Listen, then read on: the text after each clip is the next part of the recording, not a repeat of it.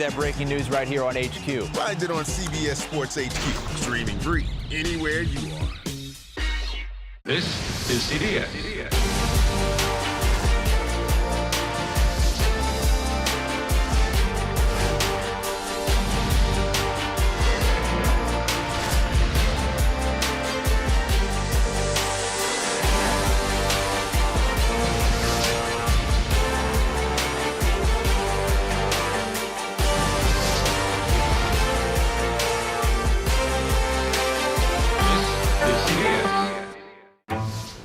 Don't miss true crime anytime you want, anywhere you go. With the 48 Hours podcast.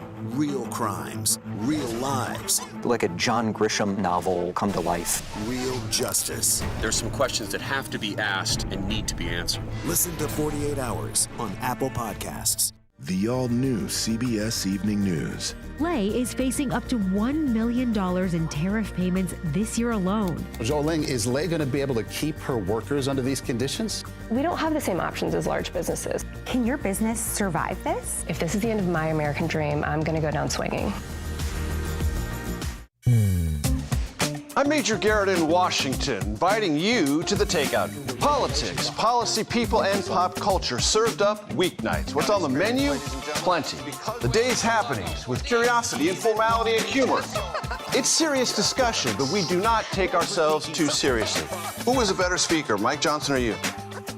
Oh, come on. Join me on the Takeout. Streaming right here on CBS News 24/7. We have a mayor-elect. Obviously, I wish him good luck because if he does well, we do well. Welcome back to CBS News America Decides Election 2025. I'm Major Garrett. That was Curtis Sliwa, the Republican nominee for mayor in New York City, wishing the mayor-elect, Zohran Mamdani, well on behalf of all New Yorkers. And one of the reasons he did that, not the only reason, but one of them, CBS News can now project the three big races we're tracking, where polls have already closed.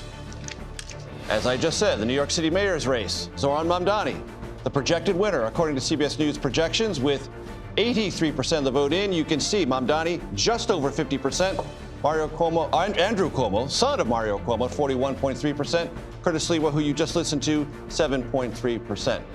On to New Jersey, the governor's race, where CBS News, with 73% of the vote in, projects the winner, Democratic nominee and member of Congress, Mikey Sherrill, over the Republican nominee and three-time candidate for governor, representing Republicans in New Jersey, Jack Ciattarelli, 43% to 56.4%. And in Virginia, with 85% of the vote in, CBS News projects the winner, Democratic nominee, former member of Congress, Abigail Spanberger, over the lieutenant governor and Republican nominee, Winsome Earl Sears, 56.3% to 43.5%.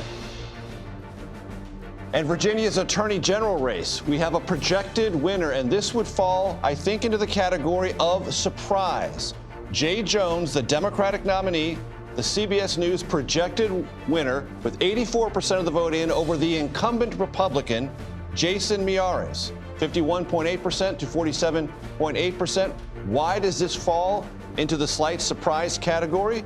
Because Jay Jones, for weeks, was bogged down in a lengthy scandal, and I think that's the fair word to describe it, about text messages he sent privately some 3 years ago, suggesting he was in favor of gun violence against a Republican in the Virginia legislature. Those text messages were all over the Virginia Attorney General race for weeks. They were part of the conversation on the campaign trail. They were part of advertising run not just by Jason Miyares, but by Winston Earl Sears in the governor's race, trying to add one scandal to the other.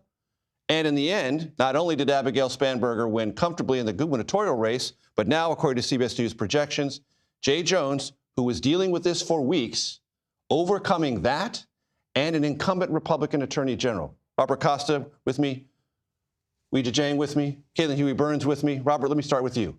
Well, quickly on Spanberger, she stuck by the Democrats despite all the scandal. Yes. And she was under pressure to break. She held because she was being told behind the scenes, based on my reporting. Those text messages were disqualifying, and she had to dump him, and she didn't. And she was told, if you dump him, You're going to lose some of the core Democratic voters you need if this gets close. New York City, major moment. I've just been texting with members of the Trump administration, sources close to President Trump. The election's over, but the political war just begins. Yep.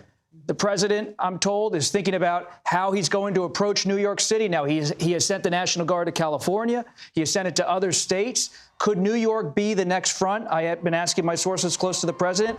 The answer across the board, yes. President Trump focused tonight on New York City.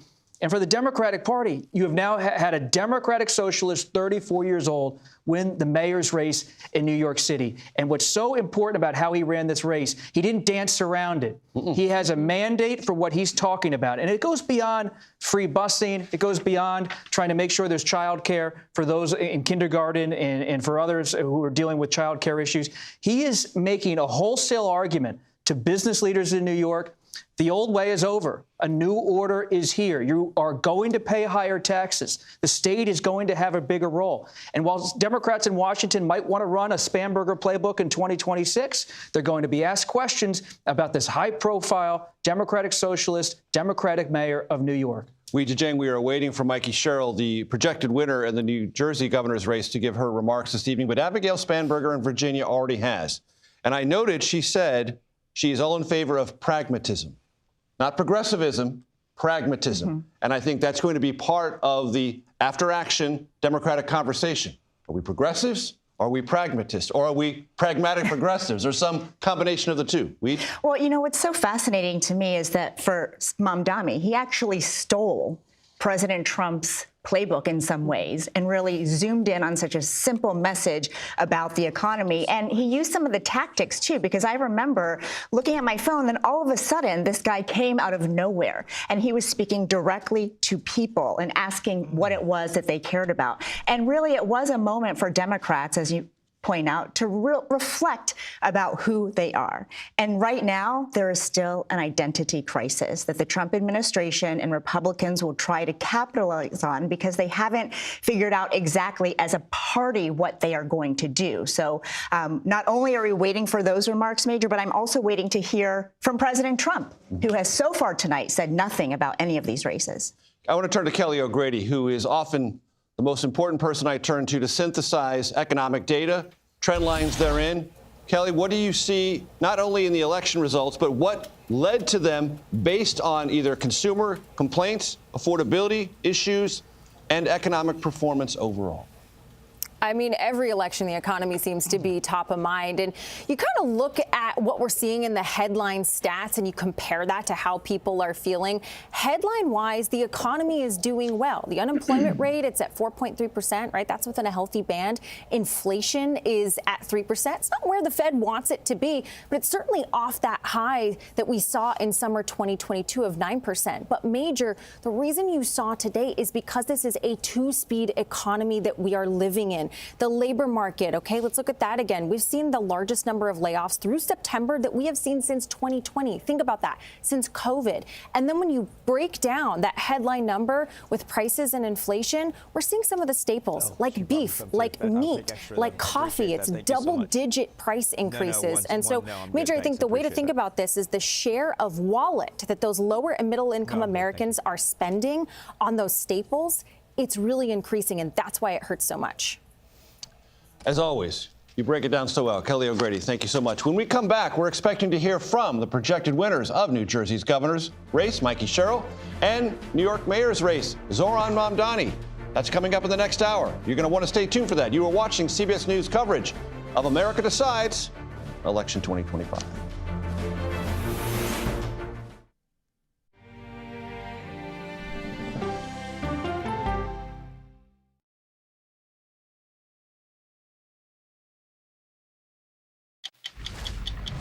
Oh, wow. Look at this. Let 60 Minutes take you on a private tour of the National Archives. So there may be treasures like this buried in boxes. Historical secrets from America's past. So this is original from 1778?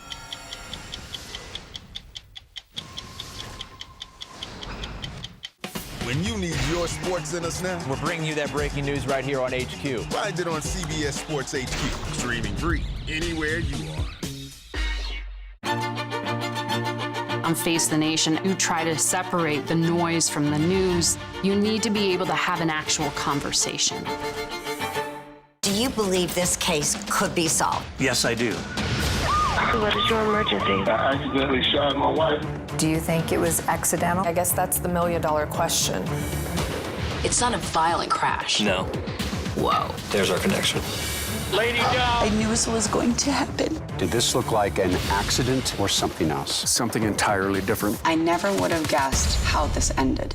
48 Hours, now streaming on CBS and Paramount Plus.